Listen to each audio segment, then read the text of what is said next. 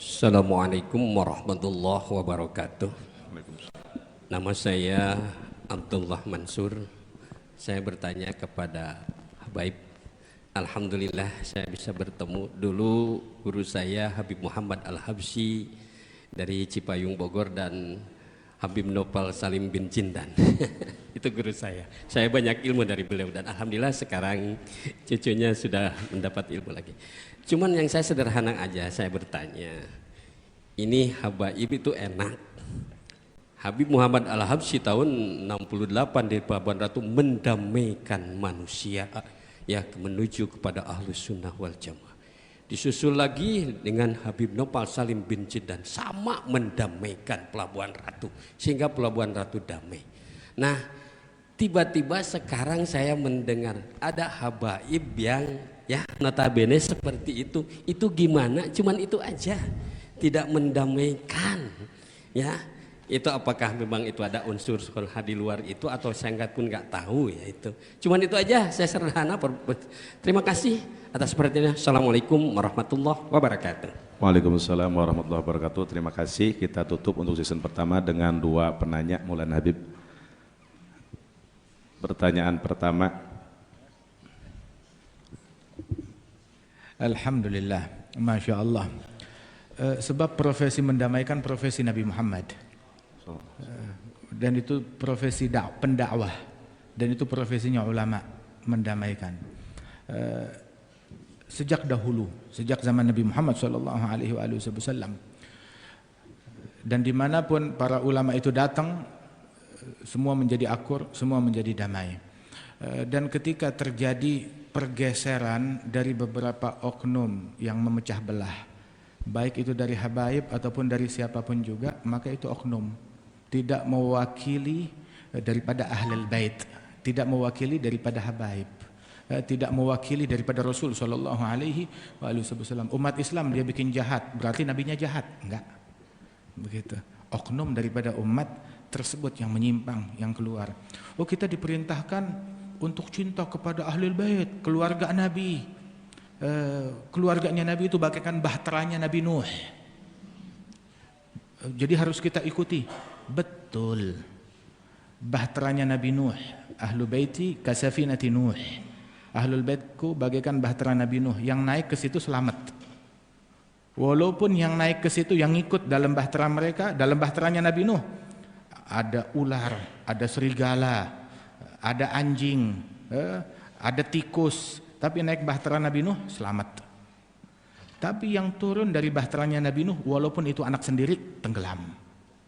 Walaupun itu anaknya Nabi Nuh sendiri, dia turun dari bahtera, tenggelam. Tergiur dengan pergerakan ini, pergerakan itu, persis omongannya seperti omongan ucapan anak Nabi Nuh. Sa'awi ila jabalin ya'simuni minal ma'. La asimal yawm min amrillahi illa man rahim. Saya akan merujuk kepada gunung yang lain yang bisa nyelamatin saya dari air. Enggak ada yang bisa nyelamatin kecuali yang dirahmati oleh Allah Subhanahu wa taala. Nah, ketika saya mau ikut jalannya habaib, ikutin jalan habaib yang ada di dalam kapal bahtera tersebut. Bahtera mereka ada Imam Abdullah Al-Haddad sahib ratib, ada Al-Habib Umar bin Abdurrahman Al-Attas sahib ratib, ada Al-Faqih Al-Muqaddam, ada Imam Ahmad Al-Muhajir, ada Imam Abdurrahman bin Muhammad Al-Segaf, ada Imam Abdullah bin Abi Bakar Al-Idrus, wali-wali besar. Wali-wali besar. Kenapa kita ngikutin habaib yang loncat dari perahu? Yang terjun ke lautan? Jangan itu yang diikutin. Oknum. Begitu ikutin yang ada di atas perahu. Al-Habib Ali bin Hasan Al-Attas dari dulu ratusan tahun yang lalu beliau bilang, man jimaluh mahu ilal ghair murjil. Orang kalau udah punya ontak sendiri, jangan mudah tergiur dengan ajakan orang lain. Dia nebeng numpang kepada orang lain. Dia udah naik punya ontak sendiri, ontaknya para salaf ahli sunnah wal jamaah, udah ada dalam perahu. Dia lihat, diajakin sama orang sini, ikut saya aja. Dia ngikut bersama orang, bukan naik kereta, bukan naik pesawat, bukan juga naik onta, jalan kaki, nggak pakai sendal, lewat jalan tikus dan berduri. Udah benar-benar di kapal, kenapa terjun? Na'udzubillah min dzalik. Jadi oknum nggak mewakili daripada dan oknum itu mungkin ada 2, ada 3, ada 4 orang begitu. tetapi semua dia bercermin. Ada orang siapapun, mau itu habaib, mau itu siapapun, kalau kita mau ikuti nanti dulu pakai kacamata sesuai dengan sunnahnya Nabi atau enggak, sesuai syariatnya Nabi atau enggak, menyimpang dari syariatnya Nabi Muhammad tinggalkan. Cinta, hormat, tapi peneladanan kita enggak meneladani kecuali kalau sesuai dengan Rasulullah. Al-Imam Abdullah bin Umar bin Yahya ditanya, siapa habaib yang paling mulia? Dibilang yang paling sempurna peneladanannya terhadap Nabi Muhammad sallallahu alaihi wasallam. Hatta habaib enggak pakai siwak, entar dulu. Habaib enggak sholat jamaah, entar dulu. Cinta tapi ngikut enggak. Gitu. Sampai seperti itu. Sebab guru-guru yang kita kenal, ulama yang kita kenal, habaib yang kita belajar kepada mereka, alhamdulillah enggak ada satupun yang ninggalin sholat jamaah. Enggak ada satupun yang yang ketinggalan takbiratul ihram bersama imam. Enggak ada satupun yang ninggalin tahajud qiyamul lail. Tiap hari itu baca Al-Quran enggak kurang dari 3, 4, 5 juz, bahkan 10 juz di antara mereka. Itu yang kita kenal. Terus ada orang oknum begitu, anak begitu. Alah. Al-Imam Al-Haddad, ada satu orang sahib ratib, satu orang salaman sama beliau. Siapa? Ana fulan bin fulan, disebut nasabnya. Ya Abdul Haddad diam, dipegang. Hadza kun mithl abik au jaddik au salafik wa illa fa anta jubbah wa imamah wa surah wala syai' fi magsurah. Jadilah kamu seperti bapakmu atau seperti kakekmu atau seperti salafmu. Kalau kamu enggak jadi seperti mereka, enggak meneladani mereka, maka kamu cuma kostum yang dalamnya kosong, ondel-ondel. Kelihatannya gede, megah, tapi dalamnya kosong. Tadi disebutkan kayak Abdullah Fauzi bilang ucapan Al-Habib Muhsin bin Alwi Segaf Al-Qadhi, man fatahul kitab fala yafutuhul mihrab, man fatahul fi mihrab fala tafutuhul adab. Yang gagal kitab jangan gagal mihrab, yang gagal kitab dan mihrab jangan juga gagal adab. Nah itu kemuliaan di situ. Nah kalau udah gagal tiga-tiganya, nah itu jangan diikutin, jangan diteladani. Mereka dulu menguasai kitab, menguasai mihrab dan menguasai adab. Dan ucapan umir tuan ugatilan nas yang disabdakan oleh Nabi Muhammad sallallahu alaihi wasallam bukan berarti setiap ada orang kafir bantai. Lah, siapa nas di sini? Siapa nas di sini adalah orang-orang kafir yang memerangi Rasul sallallahu alaihi wasallam. Nabi memerangi mereka sebab kita semuanya baca sirah Nabi Muhammad. Waktu Nabi Muhammad meninggal dunia, baju perang Nabi ada di mana? Nabi punya jubah perang, baju perang. Di mana baju perangnya Nabi? Digadai. Digadai di tangan siapa? Di tangan orang Yahudi. Di mana Yahudinya? Di Madinah. Nabi gadaikan baju perangnya untuk ngambil beberapa liter, beberapa karung gandum. Maknanya orang Yahudi ada yang melakukan kejahatan perang luar biasa dieksekusi. Ada juga yang melakukan kejahatan perang dan pengkhianatan direlokasi, dipindahkan oleh Rasulullah. Ada juga yang mereka setia dengan perjanjian, tetap dibiarkan oleh Rasulullah di situ dan punya hak penuh untuk transaksi.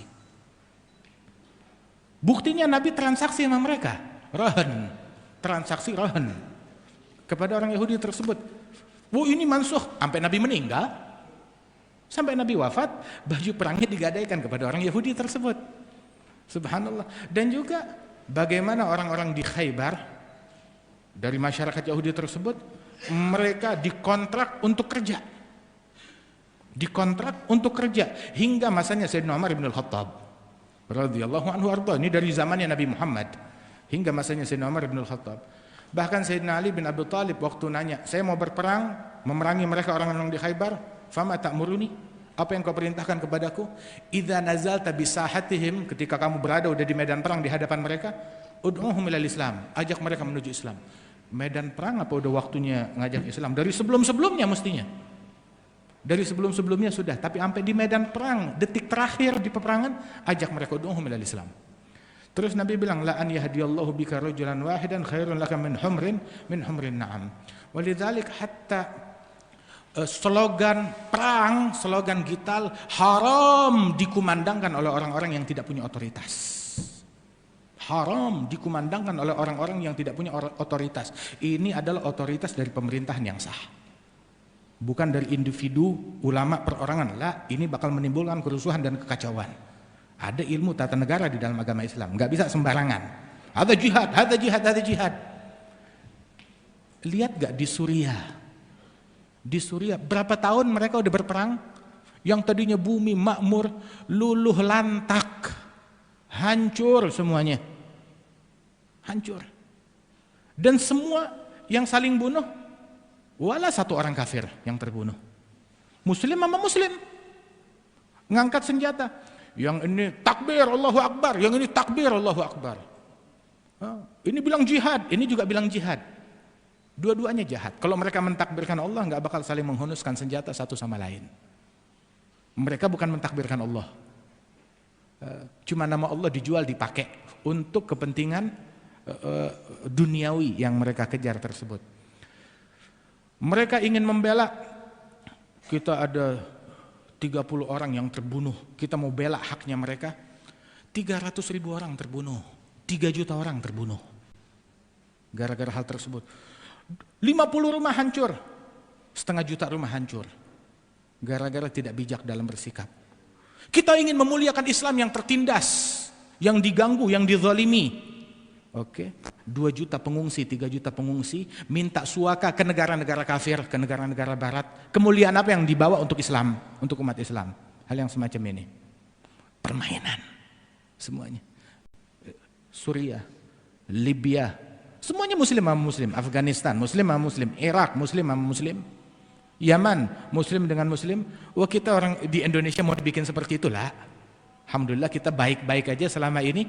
Kita nggak mau dipecah belah dengan isu agama atau dengan isu apapun, penipuan atas nama agama itu namanya. Kemudian juga idza ra'a minkum munkaran falyughayyirhu biyadihi. Melihat mungkar. Ini ada 2 kalimat. Ra'a, melihat, bukan mencari-cari kemungkaran. Kemungkaran dilakukan secara nyata, kelihatan, nah baru kita proses. Bukan mencari-cari kemungkaran, kemungkarannya tersembunyi di dalam rumah disembunyikan, cari, bongkar. Itu haram. La tatabba' auratil muslimin. Jangan kita mencari-cari aurat dan kekurangan dan kesalahan muslim lain. Fa inna man tatabba'a aurata akhihi muslim tatabba'a Allahu auratah wa man tatabba'a Allahu auratah yafdahuhu wa in kana fi jawfi baitik. Ada hadis Nabi Muhammad. Nahi mungkar itu syariat Allah. Tapi tajassus, memata-matai, mencari-cari kesalahan dan kemungkaran yang dilakukan oleh orang lain, itu dakwahnya setan. Jadi jangan kita campur adukan kerjaan Nabi dengan kerjaan setan. Tetap kita nahi mungkar, yang mana itu produknya Nabi Muhammad. Tajassus produknya setan. Taghyirul munkar, ra'a minkum mungkaran. Kalau kita melihat kemungkaran, kita rubah. Tapi bukan kita cari-cari kemungkaran, cari aibnya orang, cari kesalahan orang, sebarkan. Terus kemungkaran bukan untuk disebarkan. Nabi ngajarkan hikmah, yughayyirhu biyadihi, bilisanih, biqalbih. Begitu. Kalimat taghyir, merubah, bukan merusak. Bukan juga menyebarkan. Maknanya merubah, kalau mengingkari kemungkaran, ini mungkar, ingkari, caci maki. Kita nggak disuruh mencaci maki kemungkaran. Kita disuruh merubah yang mungkar jadi ma'ruf, yang jahat jadi baik, yang jauh jadi dekat, yang terputus nyambung lagi, yang maksiat jadi taat. Nah, ini yang diperlukan hikmah dan kecerdasan. Tapi kalau cuma sekedar ngatain mungkar, nggak usah mondok jauh-jauh di luar negeri, orang pasar juga bisa. Panggil preman pasar. Oh, kita kiai, ulama, cendekiawan, kita bukan preman. Caci maki itu bukan profesi kita. Walidzalik Nabi bilang falyughayyirhu biyadihi, rubah dengan tangannya. Rubah dengan tangannya tersebut tentu saja setelah sebelumnya dia sampaikan dengan lisannya, dengan cara yang baik, dengan cara yang bertahap, dengan penuh hikmah, baru dia rubah dengan tangannya seperti apa. Dan juga di sini disebutkan kesempurnaan dakwah Nabi Muhammad. Ada orang yang punya otoritas merubah dengan tangan, itu kuasanya pemerintah. Ya. Ada juga orang yang nggak punya otoritas, maka dengan lisan dia bisa menyampaikan hal yang demikian tersebut. Tapi perlu dipahami, nahil mungkar beda dengan cacian. Cacian bukan nahi mungkar, itu produk setan, bukan produk Nabi Muhammad Sallallahu Alaihi Wasallam. Wali Songo semuanya nahi mungkar. Sebutkan satu kata-kata kotor keluar dari mulutnya mereka, nggak ada satupun. Nah kemudian yang terakhir juga ada kisah Sayyidina Umar ibn al-Khattab radhiyallahu anhu ardah. Dia patroli di Madinah, keliling di kota Madinah. Tahu-tahu dengar dari suatu rumah, dari luar pagar, suara orang melakukan kemungkaran. Ada minuman keras, ada apa. Akhirnya penasaran Sayyidina Umar, dia mengintip, betul ngelihat kemungkaran, manjat dari atas pagar. Begitu manjat dari atas pagar, dia lihat kemungkaran, langsung tahu-tahu dia masuk ke tengah-tengah arena kemungkaran yang dilakukan oleh tuan rumah dan kawan-kawannya. Dia bilang, kalian melakukan kemungkaran, kalian akan saya hukum. Maka ini terkejut yang punya rumah.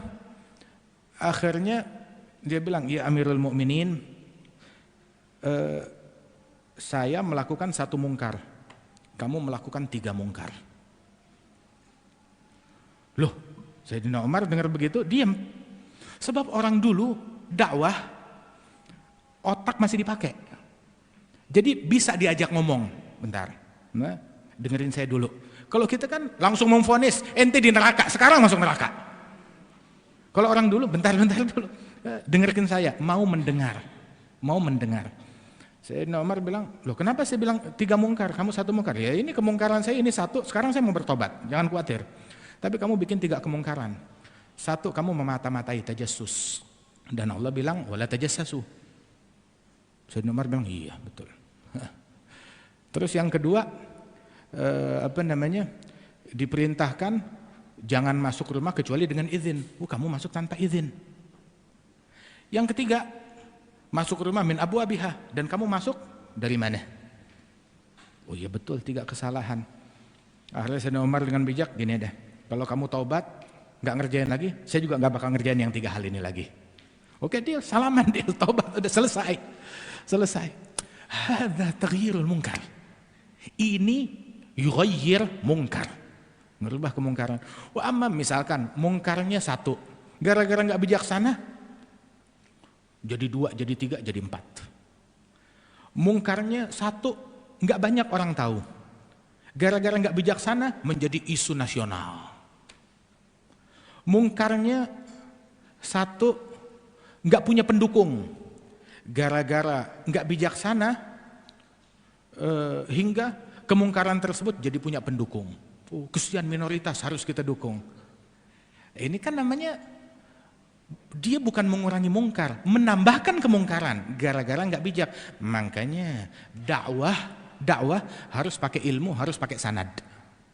Harus pakai ilmu, harus pakai sanad. Dalam metode, di dalam cara berdakwah tersebut, nggak langsung asal-asalan seperti itu. Wahakadha. Banyak lagi hal-hal yang semacam ini.